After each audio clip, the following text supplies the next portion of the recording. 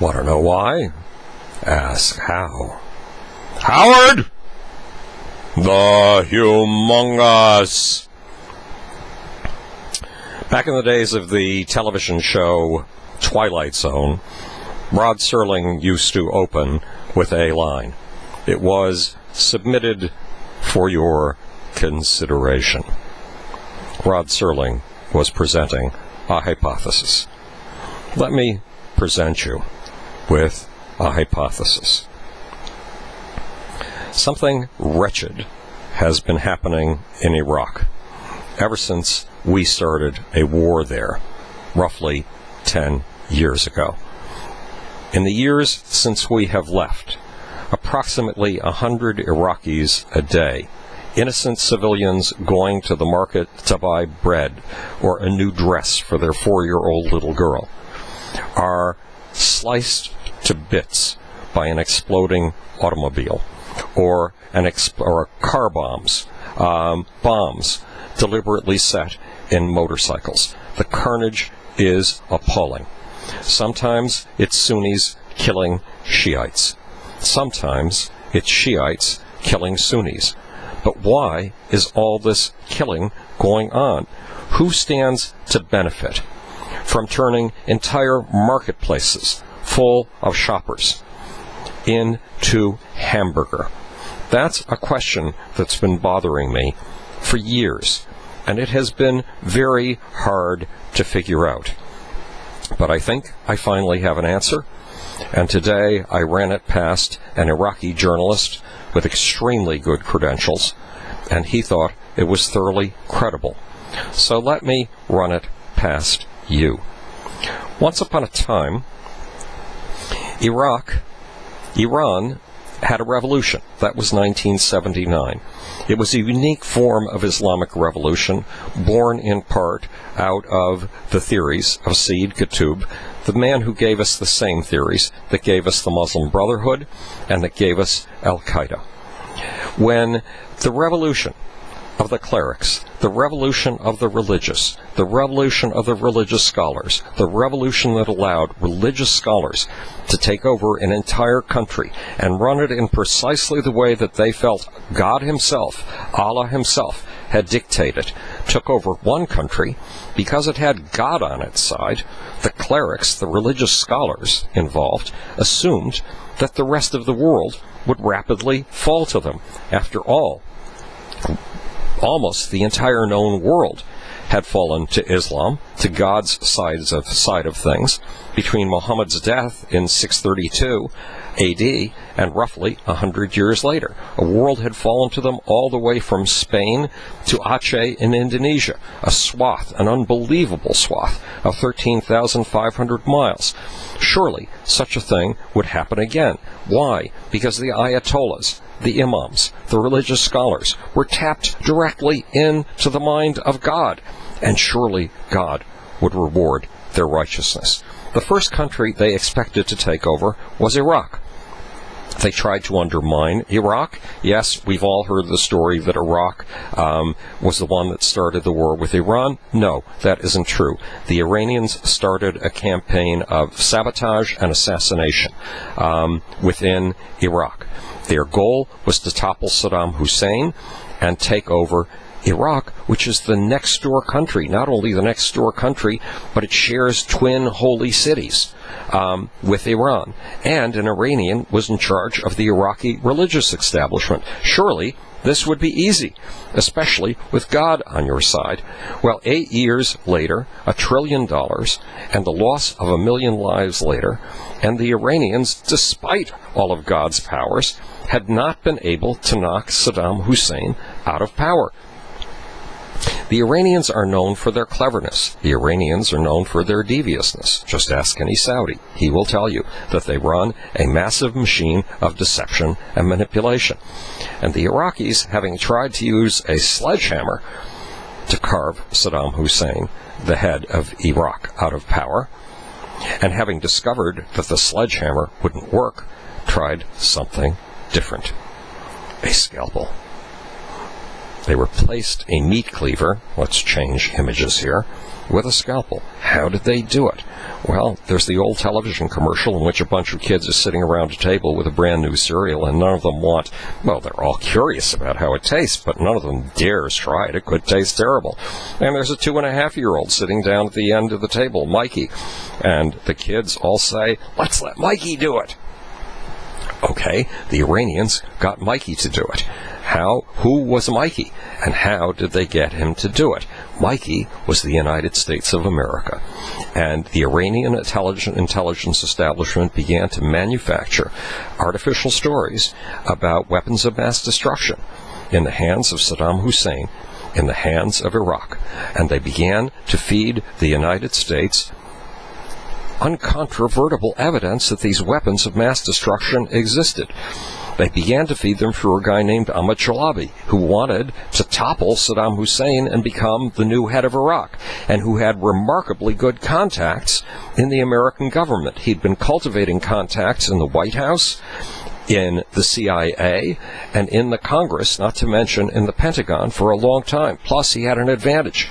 Even though he was born in the Middle East, he'd gone to school with a bunch of the neocons at the University of Chicago. He'd also gone to MIT. This gave him access. And Ahmad Chalabi all of a sudden had access thanks to the head of Iranian intelligence, who he thought was giving him legitimate stuff. He said that the head of Iranian intelligence had absolutely the best information on the secret stuff going on in the world that one could possibly find on planet Earth. So Ahmad Chalabi was handed actual defectors from Saddam Hussein's government in Iraq. One defector told the story of buying 40 trucks and transforming them into mobile biological weapons labs. Another told the story of how he personally had worked to set up 400 nuclear weapons facilities so that no matter how many Tomahawk missiles we might send into Iraq, we would eradicate only a small fraction of the nuclear weapons facilities in Iraq, and Iraq could always assemble a bomb and whomp us. These figures not only went to talk with people at the White House like Dick Cheney and people in the CIA and the Congress, these defectors were also sent to a far more persuasive source than a backroom meeting with staffers at Congress. They were sent to 60 Minutes, where they made their case very persuasively. By feeding us this misinformation, Iran got us to do what it had spent $1 trillion and 1 million lives trying to do, but had failed. It got us to knock Saddam Hussein out of power. Better yet, it got us to spend the $3 trillion that it took to knock Saddam Hussein out of power and to render the country powerless so the Iranians could take over, which they promptly did. The Iranians had 2 proxy armies in Iran. One was the Badr Brigade, a group of Iraqis who had fought against Saddam Hussein side by side with the Iranians and were accustomed to working under Iranian command. Another was a set of militias under a holy man, under an imam in Iraq, who worked directly under the control of the Iranians. The Iranians slowly but surely took over, and at the appropriate moment, they told the head of their militias to put down his arms, to get their militias to put down their arms, so that the Iraqi army could walk successfully into any city in the country and declare peace. And once peace was declared, and once democracy was declared, the Americans would feel comfortable in going away, in walking away from Iraq, which is exactly what we did. We walked away from Iraq, and Brigadier General Qasem Soleimani, the head of the Iranian international forces, the proxy armies of Iraq, declared victory in Iraq. Declared that now Iraq, for all practical purposes, was an Iranian province. What does this have to do with Sunnis and Shiites killing each other in the streets? Surely, once Iran declared victory in Iraq, peace should have arrived. The Shiite majority The Shiites, of course, are encouraged by the Iranians because both the Iranians and the Iraqi Shiites are Shiites. Should have taken over, and everything should have been hunky-dory, at least from an Iranian point of view. But the Saudis are scared to death of the Iranians. Why? Because they are scared to death that Iran is bidding to become the superpower in the entire Islamic world. The superpower in the Islamic world that spreads all the way from Nigeria on the Atlantic coast of Africa to Malaysia and Indonesia, way out in the Pacific, 13,500 miles away. More immediately, they are scared to death that the Iranians are trying to wipe out Arab influence and Sunni influence. As far as the Saudis are concerned, the Shiites are kafirs. The Shiites are unbelievers. The Shiites are our equivalent of Satanists. The Shiites do not believe in God. They are not legitimate Muslims. What's worse, the Iranians are not only Shiites, they're Persians. They're not even Arabs. And the Iranian power keeps growing. If Iran controls Iraq, if Iran also controls Syria, which is another territory under the control of Brigadier General Qasem Soleimani, the man who runs the proxy forces for Iran.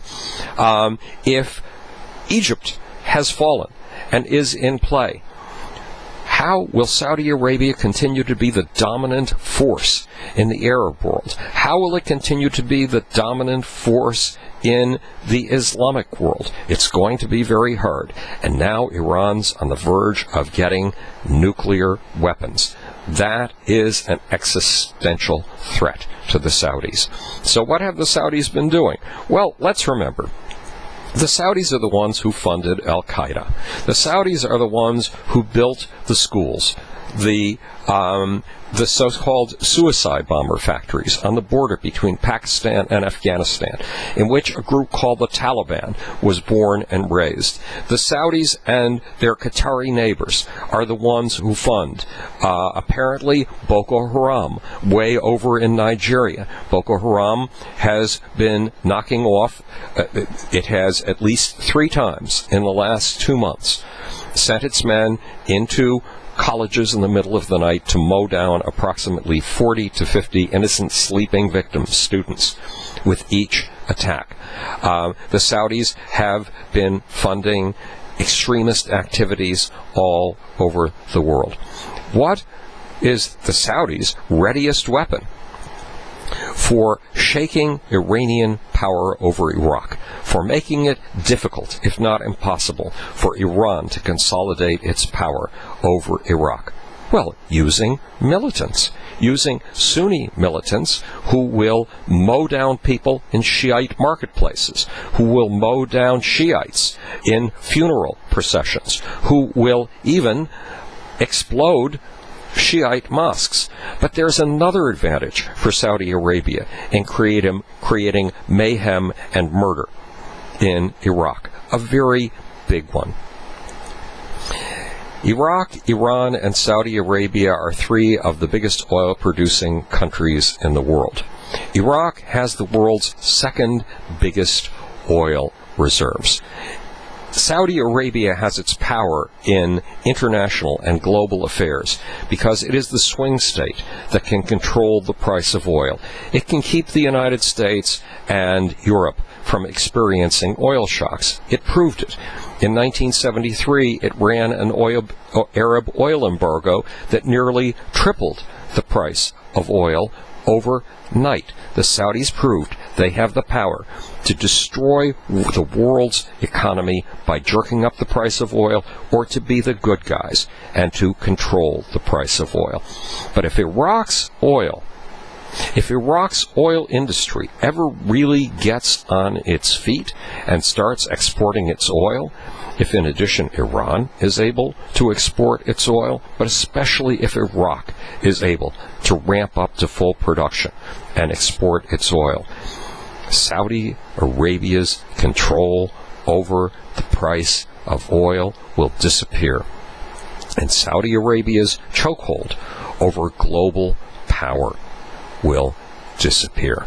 So when Saudi Arabia makes sure that roughly 100 people a day are killed in the marketplaces of Iraq, it not only keeps Iraq so unstable that the Iranians cannot consolidate their power, it makes sure Iraq cannot develop its oil industry to full potential, and that Iraq's threat to the chokehold that Saudi Arabia holds over the world's price of oil will not raise its head and bite the Saudis on their fingertips. Who stands to benefit from murder and mayhem in the streets of Iraq? Unfortunately, our good friend, our ally, Saudi Arabia. And I just came from doing an interview, probably my 15th, on Saudi Arabian TV today. This is Howard the Humongous, speaking to you from the future. It's your job and my job to X-ray with all of our intelligence and to create. Now, for the nightly demonstration of my utter incompetence as we try to find the off button. Aha! This time I've got it!